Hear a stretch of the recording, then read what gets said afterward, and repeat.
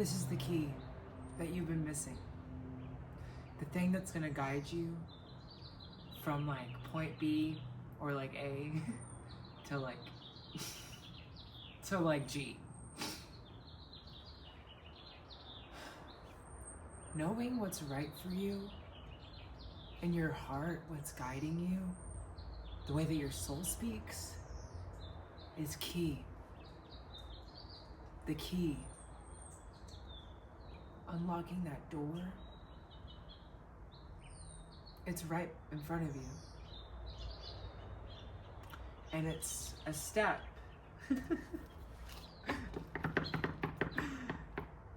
that you take. Maybe we should walk. It's like a sacred step that you take.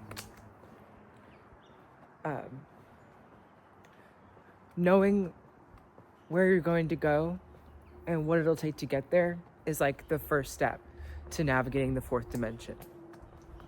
And you just can't find that outside of yourself, even though that you need you really do. When you're navigating outside of this realm, like with the fourth dimension, fifth, you're really gonna have to find a teacher. And if that's me, I don't know, it could be. Discernment is a part of it too.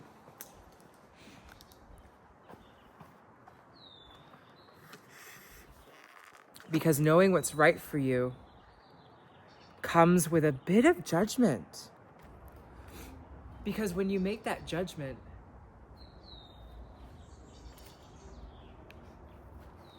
you're going to be able to put yourself in that new position. Does that make sense?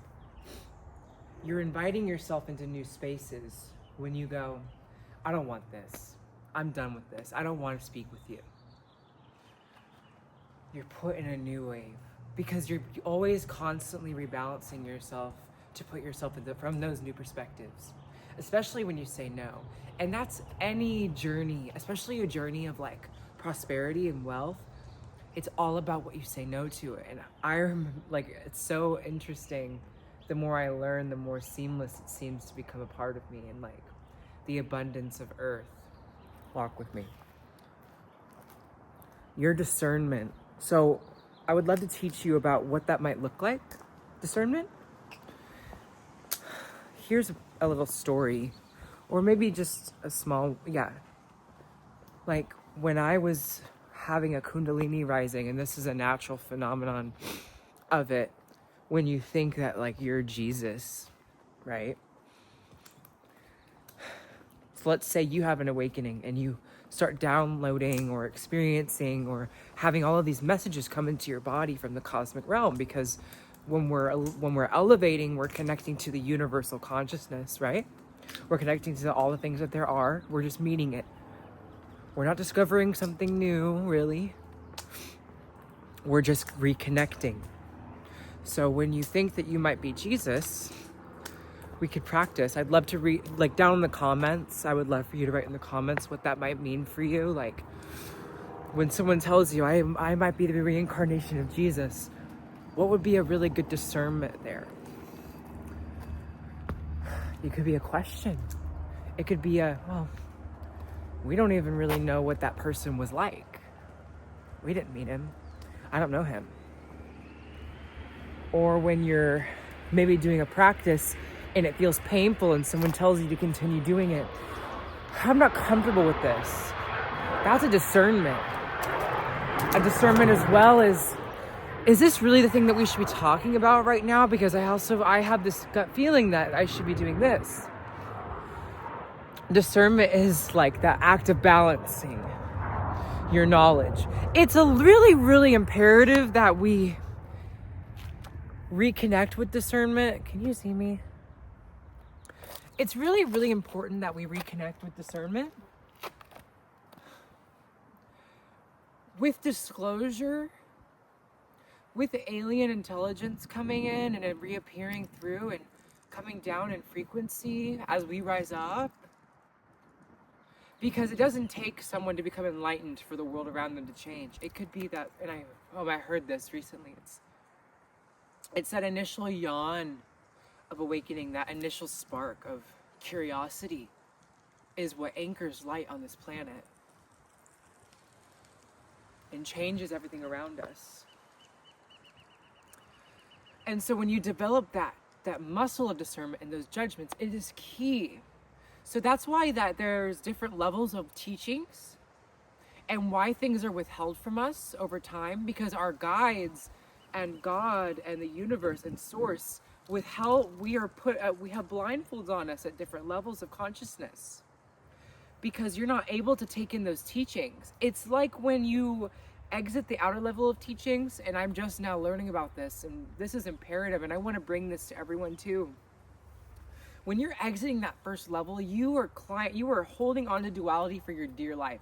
And you can see this on social media. You can see this, that people, I've seen this a lot, just a lot of grappling for the duality, like for well, this person must be like this, or he must be like this, or she's like that. This or that. And I like to say that experience or life that we have right now is like improv. Yes, and not no but. Like, yes, that is painful and that is terrible, but is that the end all be all of this person? What are they defined by? So this key that we're talking about of discernment, your inner knowing, is so powerful because it leads you back to your original frequency, your original source self. So magical. And like when you're wanting to find your center in life, and when you're wanting to engage with teachings, and you're wanting to engage with the work, like the great work, like if you're interested in alchemy, you know, very, very potent, powerful things. And the higher you go, the more dangerous it can get, especially on your mind. So that's why you must develop early on, which is why I think it's imperative that we get the Course in Miracles to all the starseeds, all those people that are just open, crowned, but they don't have their lower chakras open and balanced. So that we can ground these light energies and actually change the infrastructure of this reality. And I'm an earth sign, so that's really where I'm at. Because there was a long time where I was so unbalanced and so stuck in my head, my etheric. Everything was breaking down around me, and I was like, oh my God, it's alignment. Like, I'm just gonna lose everything. Like, girly pie, you like your apartment. I promise you really don't want that crazy quantum leap change until you're ready. And it's a small incremental change that you do over time that builds up. Anyways, but who knows? Maybe you really are ready for that. I don't know, because I really don't know, because your discernment is different from mine too. Because I think that it can be developed in such a way where it's just, and it's a really great tool. So like the beginning teachings of discernment for me is always like, when I first started, was like, is this causing harm for me or others? That's the best way to start. Start there. And if it's not, then is this improving my life and everyone else's around me? Like service to all or service to self? And there is a point though where service to self is okay, because when you improve your life and you're uplifting yourself, you uplift the collective and the people that you're connected to, and the quantum field of potentiality and the 100th monkey effect. So it's a mix of those things. So what teachings are we taking in? And here's the thing too, because we forget that reality is stranger than fiction. And from where I'm coming from, you know, I'm already very well aware of like the frequential drama, like, and I'm so thankful that I get to teach this, and I'm so grateful that you're here, because we're guided here together. We're here to meet. Oh, I get really, when I talk about these things, you know, my field, like my heart just bursts open. You know, our souls, we come here to learn. Whoop, caught you. And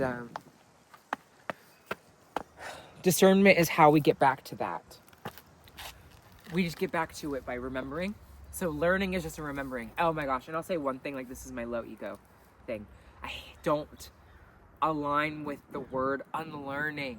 What are you unlearning? You never learned it in the first place. You memorized it and you just started speaking it because someone told you that and it sounded good at the time. Discernment is, and it's also understanding how you phrase things is very important. And I didn't want to, you know, for a long time, I didn't want to like agree with that. But you get to a point where it really starts to make sense and it really impacts your life.